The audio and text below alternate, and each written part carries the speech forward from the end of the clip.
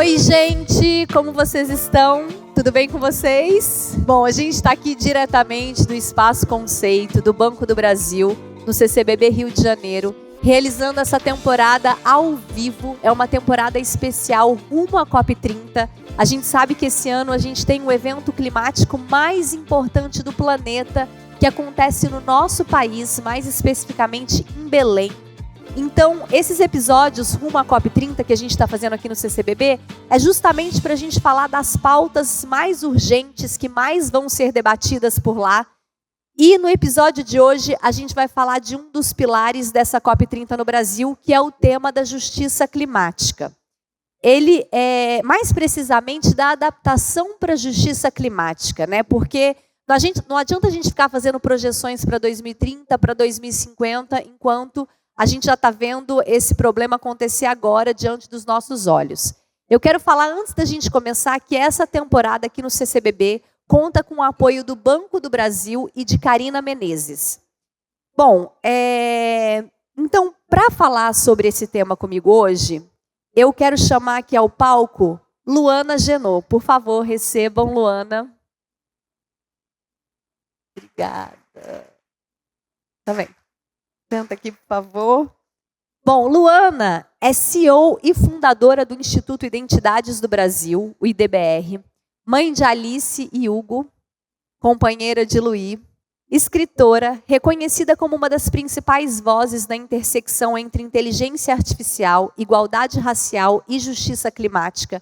Sob sua liderança, o IDBR já capacitou mais de 700 mil colaboradores e 60 mil professores, impactando organizações de diferentes setores e promovendo mudanças culturais significativas.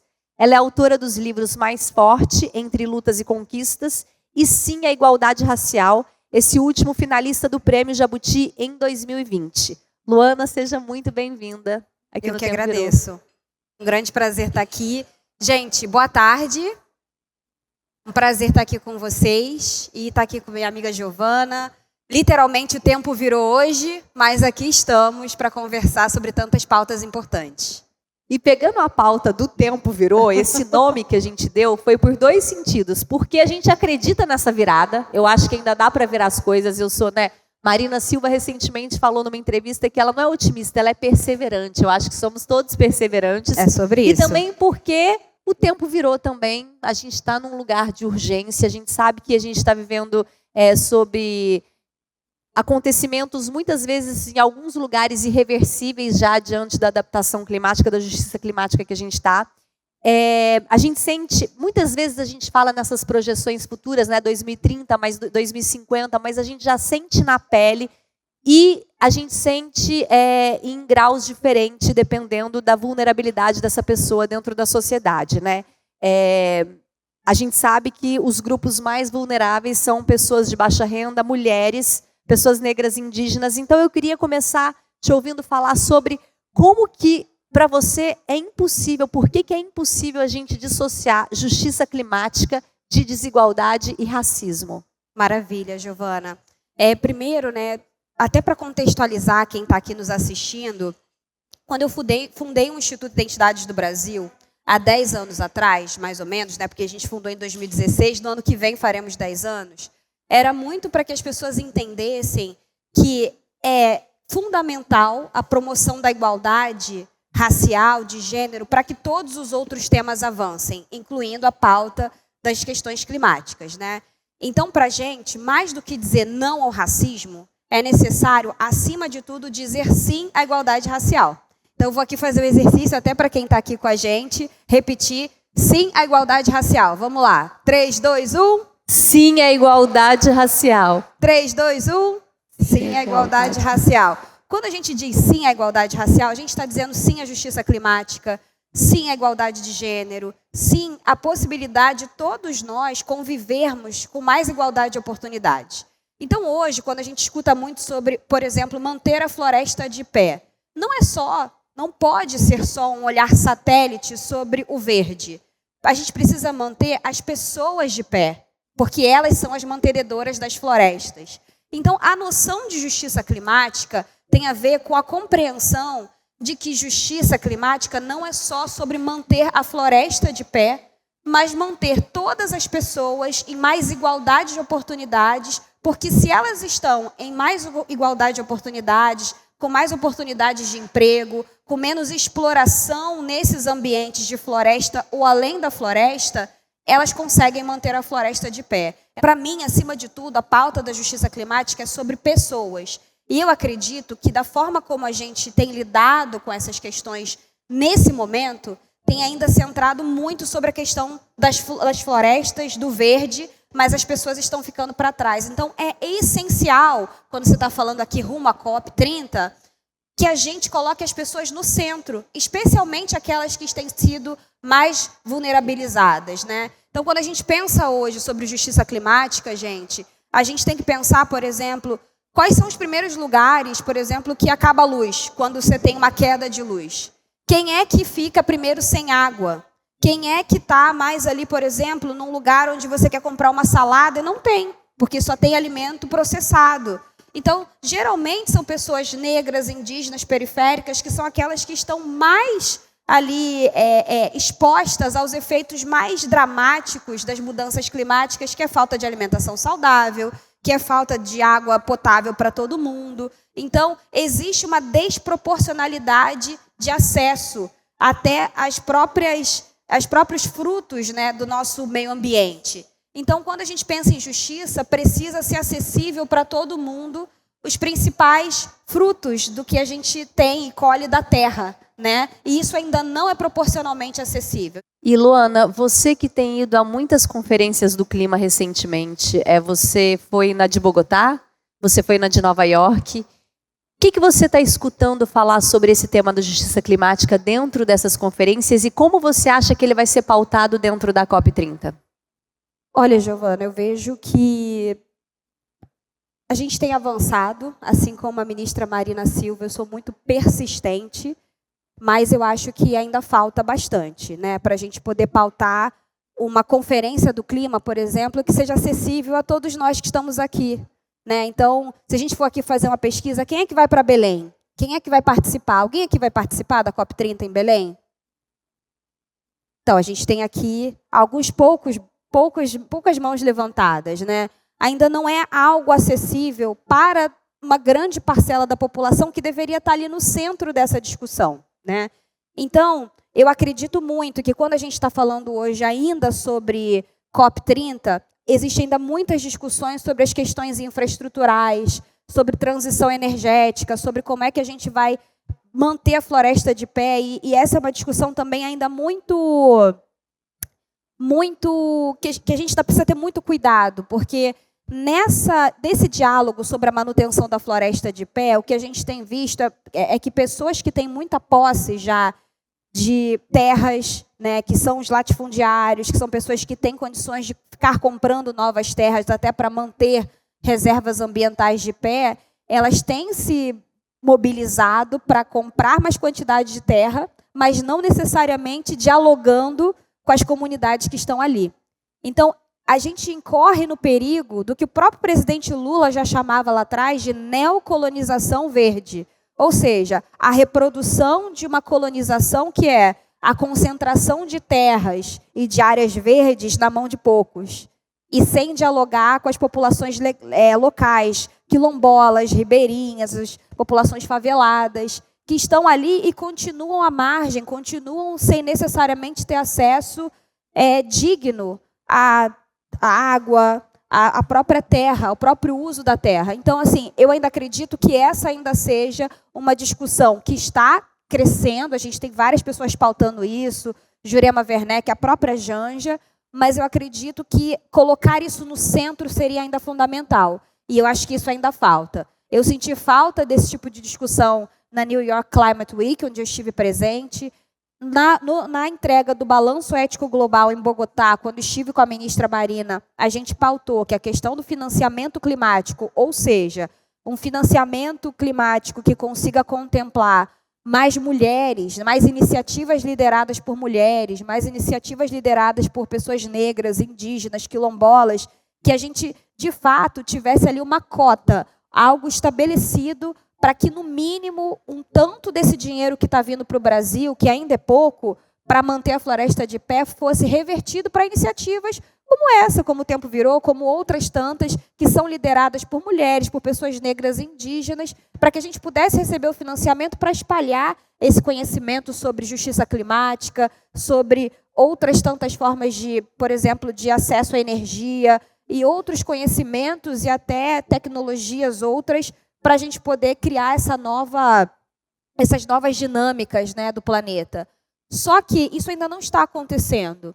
O que a gente percebe até que com o lançamento do Fundo das Florestas Tropicais para Sempre, que é um lançamento muito importante, existe um desenho de repasse para a população indígena, quilombola, mas a gente ainda não sabe quantos dessas pessoas vão ser de fato, quanto desse dinheiro vai ser dado para as iniciativas lideradas por pessoas negras, indígenas, mulheres.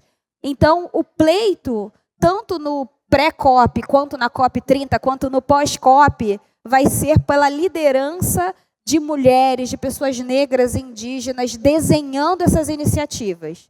Porque se a gente não desenhar, se a gente não estiver sentada na mesa de decisão para fazer parte desse desenho inicial, o financiamento climático pode reproduzir as lógicas que a gente já viu antes, que é muita terra na mão dos poucos, mesmos familiares e pessoas que já têm um acesso historicamente no Brasil. Perfeito. Uma das coisas que eu admiro muito na maneira como você trabalha é que você vai além da denúncia, né? A gente sabe o quão essencial é a denúncia, mas você é uma pessoa de soluções. Você está sempre buscando essas soluções, você está sempre propondo caminhos concretos, né, para mudar a vida das pessoas. Você faz parte, inclusive, do Conselhão, está muito próximo à Marina, ao presidente Lula, nesse lugar do Conselhão, de aconselhar em como levar essas pautas da melhor maneira ali dentro.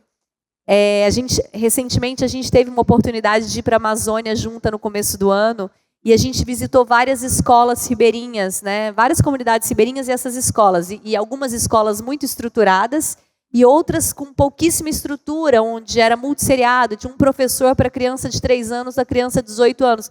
E eu vi a Luana ali se envolvendo com essas escolas e voltando para fazer projetos, né, e querendo propor projetos de letramento para os professores. Então, você é essa pessoa que participa de maneira muito ativa em tudo que você faz, né, nas proposições de soluções.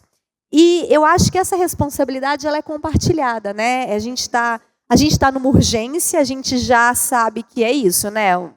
A gente já tem danos irreversíveis, mas o jogo não acabou e cada um tem que fazer a sua parte. Então, eu queria te ouvir falando, na sua visão, qual que é o papel de cada um de nós, cidadãos, nesse enfrentamento? Com certeza, Gi. Acho que o que você trouxe para mim, né, assim como eu vejo você, né, quando a gente está aqui num espaço como o Tempo Virou, podendo pegar parte do nosso sábado para poder debater questões tão fundamentais de forma leve, começar a entender qual é o nosso papel nisso, isso é parte de uma postura propositiva. Então, acho que a gente está nesse mesmo barco, literalmente, propondo caminhos para que a gente possa se ativar, né, como protagonistas disso, e não só como parte de uma população desesperada, porque não há o que fazer. Sempre há o que fazer, né? Acho que essa é a questão.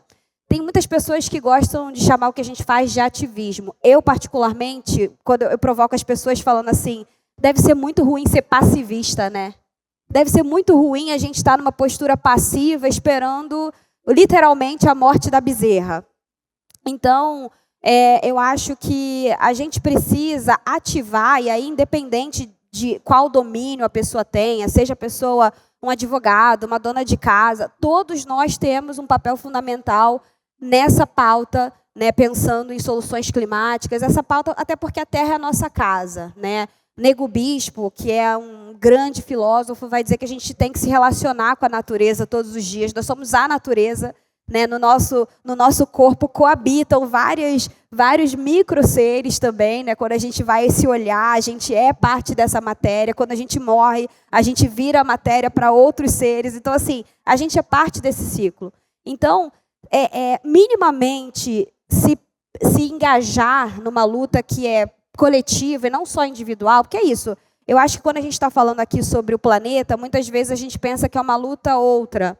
Mas se engajar sobre o planeta, sobre questões raciais, questões de gênero, é sobre tanto pensar no seu legado como mãe, como pessoa que quer ser lembrada daqui a algumas gerações, mesmo se você não for mãe, se não for pai, por alguém que falou assim, poxa, aquela pessoa se importou com isso.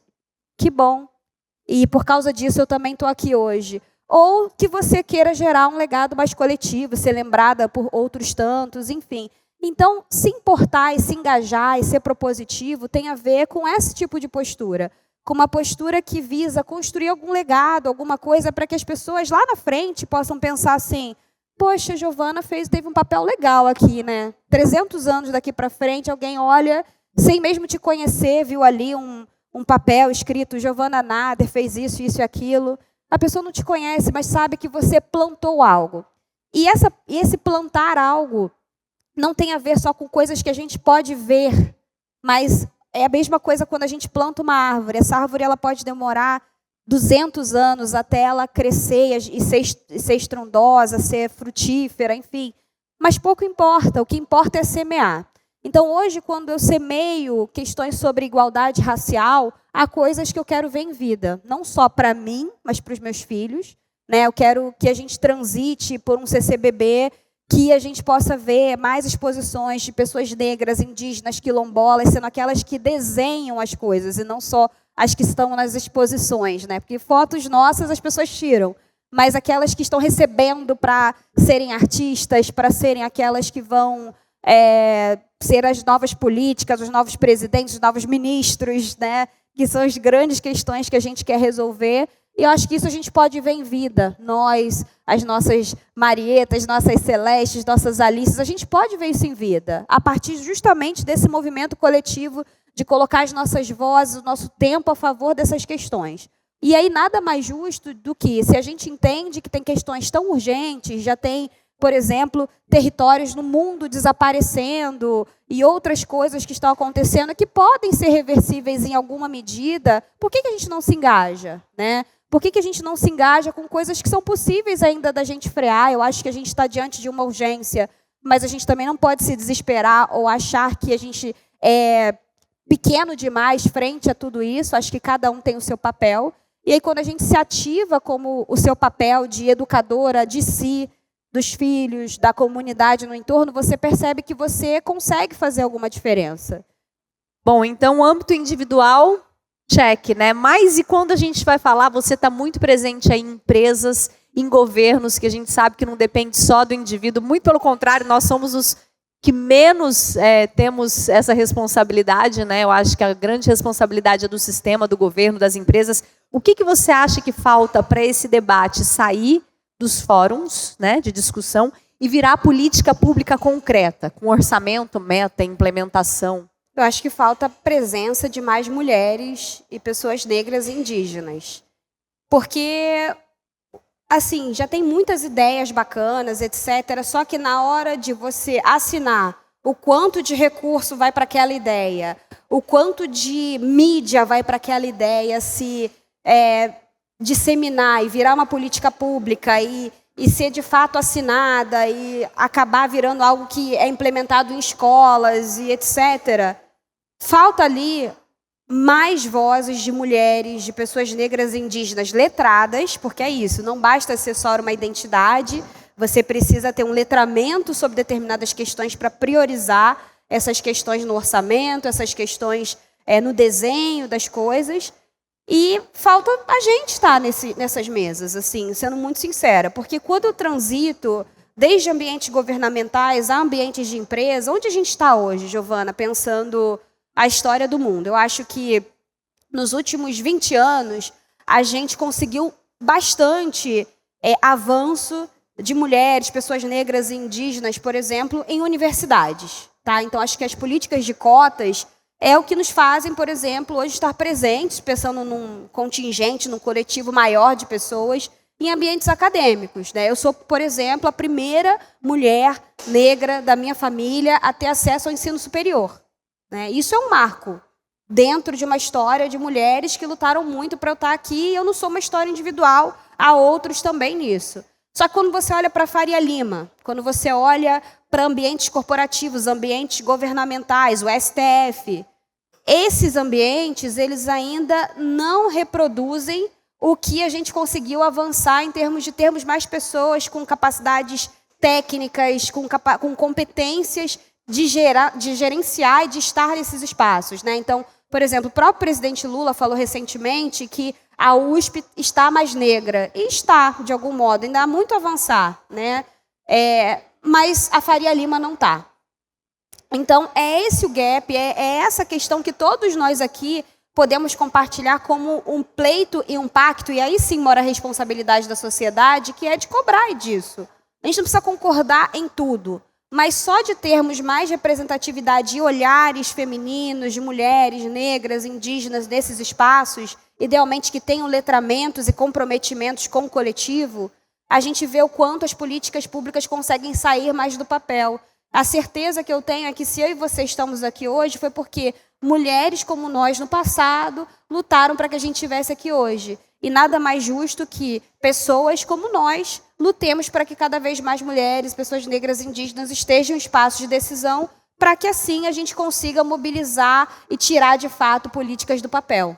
E Luana é apresentadora do GNT, é comunicadora, redes sociais, programa em todos os lugares. E você fala muito sobre essas chaves que mudam na hora de comunicar, né? E um exemplo é justamente a premiação que você criou, Sim à Igualdade Racial. É um prêmio que a Luana faz anualmente, incrível na Cidade das Artes, gigantesco, com transmissão na Rede Globo. E esse prêmio nasceu justamente dessa virada de olhar, de trocar, como você disse, o não ao racismo, né, por essa mensagem afirmativa, inclusiva.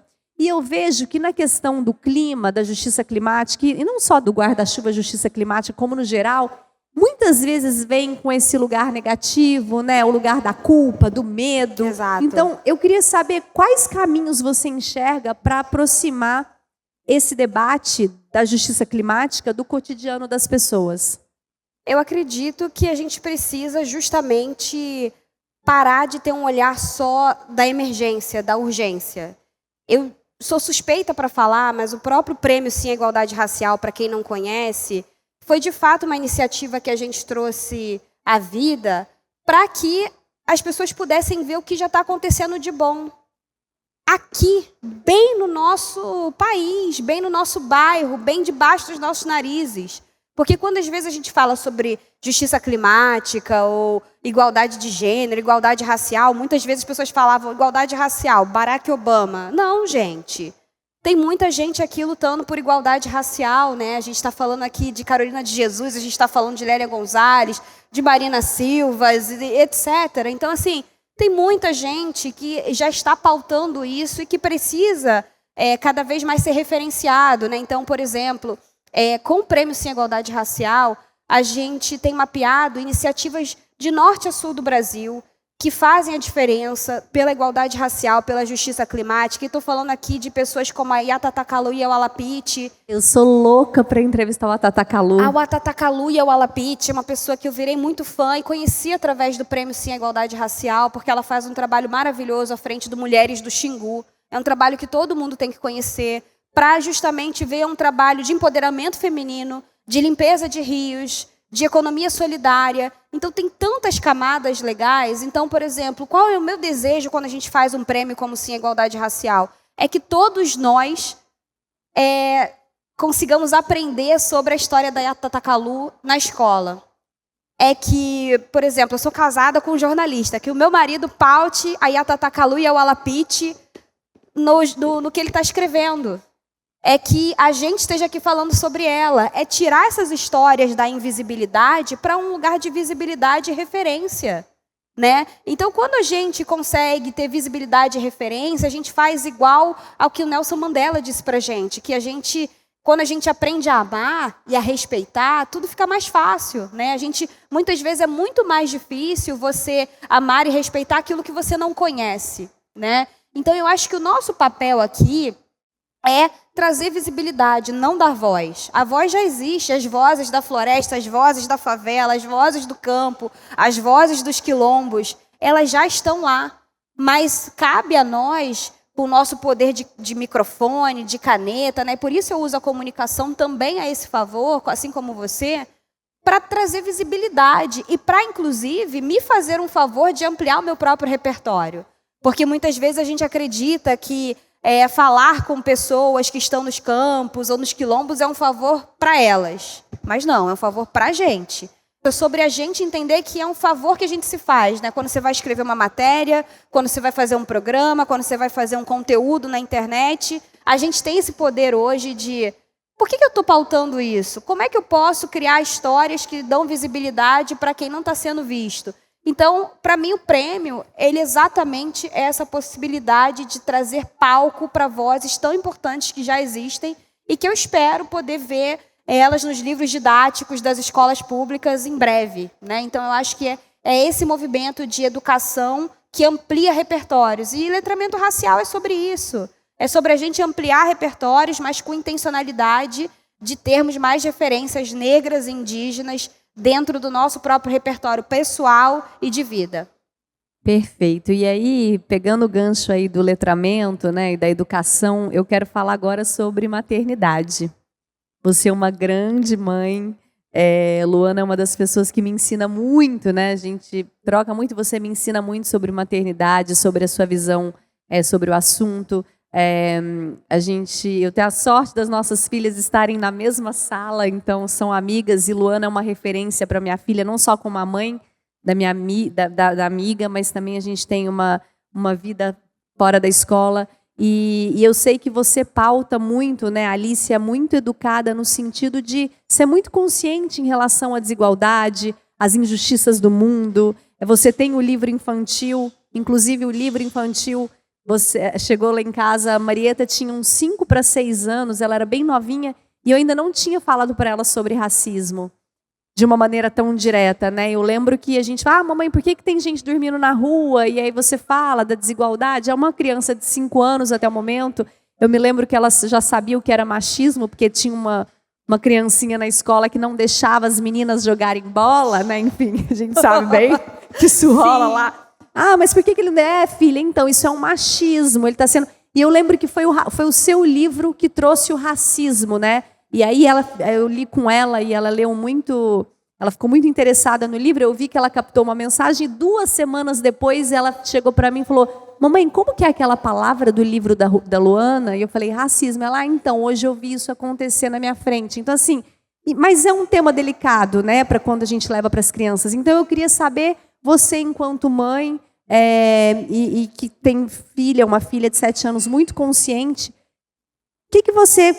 como você lida com essas conversas difíceis em casa?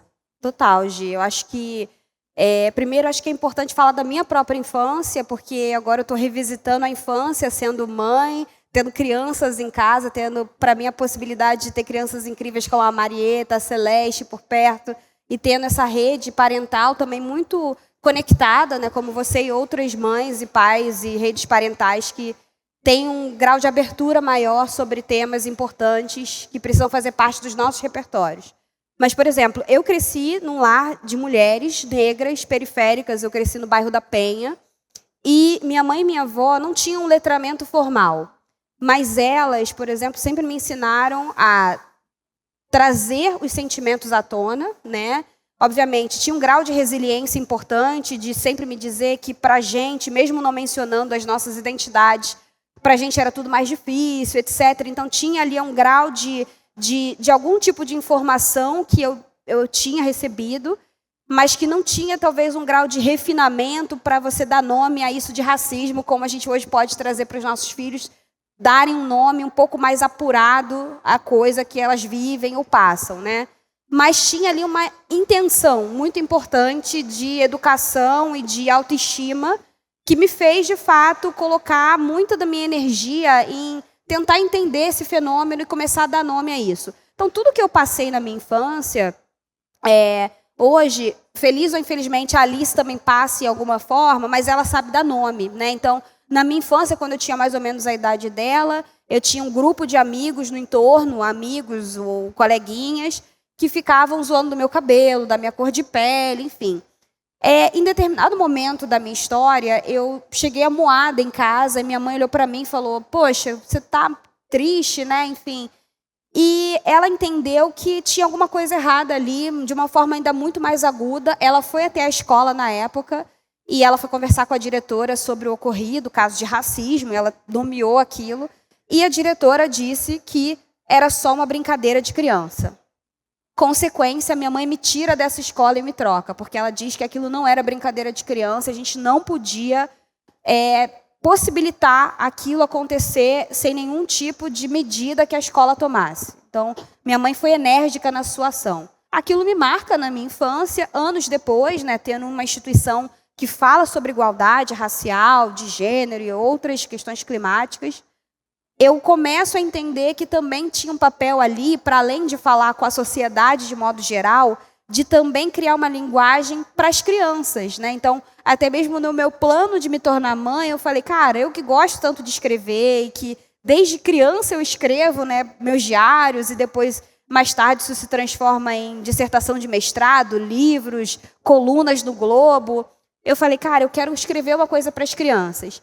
E aí a Alice ainda era menor, quando eu tive a ideia de escrever um livro para as crianças, para explicar a questão, não só racial, mas das diferenças e outras tantas questões que podem ser sensíveis, como vida e morte, ou outras coisas. E aí, a gente teve, na época, um debate, e eu entendi que seria legal, já que a palavra sim, como a gente começou aqui falando sim, era tão importante para mim, a gente escreveu um livro chamado Guerreiras do Sim.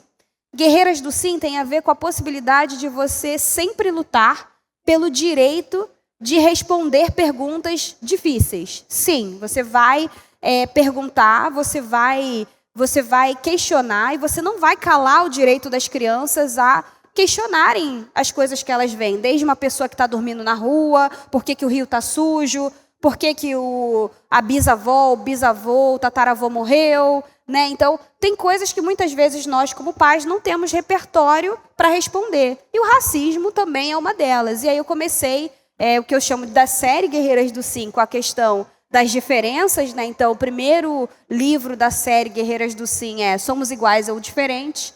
E aí é justamente para que as crianças possam questionar os episódios que aconteçam. Só que a beleza do Guerreiras do Sim, que é o livro que eu escrevi para crianças, é da possibilidade de você não ter uma resposta pronta.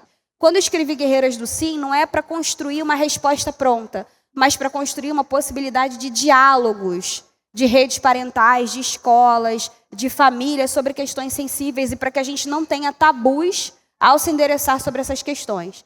Então, a questão do racismo foi uma primeira, e aí justamente a pergunta da Lara, que é a criança, a personagem, somos iguais ou diferentes? No fim, a Lara, dando aqui um spoiler, ela conclui que somos iguais e diferentes, né? Somos iguais porque temos necessidades, a gente quer comer, quer beber, a gente quer carinho, mas também somos diferentes na nossa forma de acariciar, nas nossas palavras, nos nossos pensamentos, na nossa forma de nomear a vida, a morte, né? Se alguém que morre vai para o céu, se vai para Orum, e etc. E é essa a beleza da humanidade. Ao mesmo tempo, é preciso saber dar nome àquilo que a gente passa. Então, a Lara, ao longo da jornada do livro, ela aprende a falar o que é racismo, aprende a dizer que, se acontece algum caso, você tem que chamar um adulto. E aí, transpondo isso um pouco para a vida real, a minha própria filha já sofreu vários casos de racismo, sendo uma menina negra, e ela hoje é capaz de dar nome àquilo que ela passa, de procurar, por exemplo, a mim, ao pai, a diretoria, para dar nome e denunciar isso, não guardar para si. Então, já acho um avanço frente ao que eu era na minha infância. E agora, para a gente terminar aqui, última pergunta, um dos eixos da COP30, voltando à COP30, que é muito importante a gente falar sobre isso, vocês vão entender por quê, é justamente as soluções baseadas em inovação e tecnologia. E você, junto com o IDBR, tem se destacado muito, não só implementando ações de tecnologia, como criando as suas próprias, né? Vocês usam muito com a tecnologia da inteligência artificial como aliada. Eu queria falar como que a tecnologia, né, e a IA pode contribuir para esse debate de justiça climática. Com certeza, Gi. Eu acho que a gente, nesse momento, se a gente quer fazer com que cada vez mais pessoas se engajem com as questões de justiça climática, primeiro é preciso fazer com que cada vez mais pessoas saibam o que é justiça climática. Que elas saibam se educar sobre o que eu posso fazer, como eu posso me educar, como eu posso educar meu filho, como eu posso ampliar meu repertório. Então, a gente criou a @chamadeb no Instagram, para quem quiser visitar e poder conversar com a nossa inteligência artificial, para que ela seja um mecanismo fácil, de fácil acesso, para que qualquer pessoa possa ter acesso ali num celular, dentro de uma escola. Ela está aqui presente em algumas escolas, em parceria com a Secretaria Municipal de Educação do Rio de Janeiro, para que professores consigam se letrar, ter letramento racial, letramento climático, letramento de gênero. E a gente tem treinado esse modelo de inteligência artificial com conhecimentos sobre questões raciais, com conhecimentos quilombolas, conhecimentos indígenas, para que, de fato, seja algo fácil para as pessoas acessarem.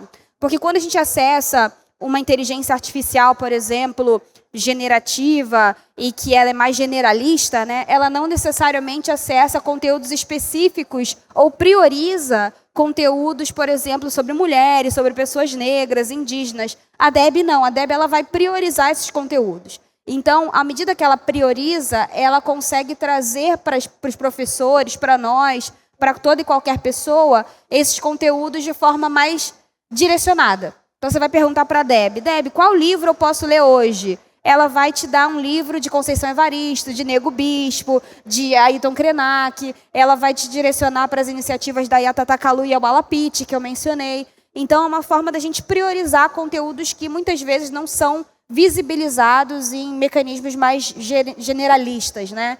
Então, essa iniciativa, Gi, ela foi feita justamente para que esse letramento racial, esse letramento climático, ele estivesse mais disponível para as pessoas. Porque a gente está muito acostumado a dar letramento racial para as empresas, para as escolas, mas a gente estava com a vontade de também ter um público de massa, para além do que a gente atinge no prêmio. E isso de forma constante. Então, a gente está transformando a Deb num software de serviço que pode ser acoplado a qualquer sistema escolar ou corporativo, e assim a ideia é poder fazer com que essa temática ela possa cada vez mais ser acessível a toda e qualquer pessoa, né? Então, na dúvida, chama a Deb, e aí eu digo que a Deb também ela tem paciência infinita, né? Porque, por exemplo, às vezes a gente não tem paciência para responder, o que é racismo? Por que tem que ter cota para mulher? Para que isso? Para que aquilo? E assim, a nossa paciência como humana é finita. Às vezes a gente perde a paciência. Então a Deb também é esse mecanismo que ajuda a gente a preservar nossas relações com os nossos pais, com os nossos amigos que discordam, e está tudo certo, porque a gente tem uma inteligência artificial que pode responder essas questões. Olha só, agora, Lu, a gente chegou ao fim. Mas antes de terminar, a gente tem um quadro aqui que as pessoas gostam muito, que se chama Biblioteca Ecológica, que é quando o convidado traz uma dica de leitura, documentário, podcast, pode ser qualquer coisa que te fez ampliar aí a sua conscientização sobre o mundo. Você trouxe alguma coisa pra gente? Óbvio que eu trouxe duas até. Eu diria assim, para a recomendação da Biblioteca Ecológica, eu recomendo um livro do Nego Bispo, chamado A Terra Dá, a Terra Quer. Eu amo esse livro.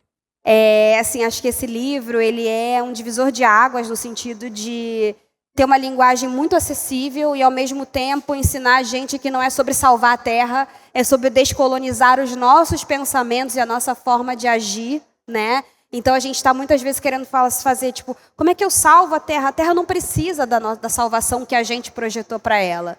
O que a gente precisa fazer é achar novos meios de criar mais sustentabilidade na nossa forma de viver, porque a gente está, né, a gente mesmo está se autocanibalizando quando a gente tem mais emissão de carbono, quando a gente tem um ar mais poluído, quando as águas do rio estão ficando ali completamente poluídas e a gente não pode beber, a gente mesmo está se dilacerando. A Terra tem ali, obviamente, a sua possibilidade de renovação, ao seu tempo, mas o dano maior é para a gente. Então, a Terra não precisa que a gente salve. É a gente que precisa mudar a nossa forma de viver, os nossos modos de vida, né? E que sejam modos de vida que não sejam saudáveis só para poucos, mas sejam para todos, né? Então, o Nego Bispo ele nos ensina muito sobre isso. Ele ainda é pouco citado como referência. Então, isso é exatamente a beleza de trazer uma referência clássica e mundial como o Nego Bispo para o patamar que ele merece, né? É um cara que nos ensinou muito, já faleceu, né, em memória, mas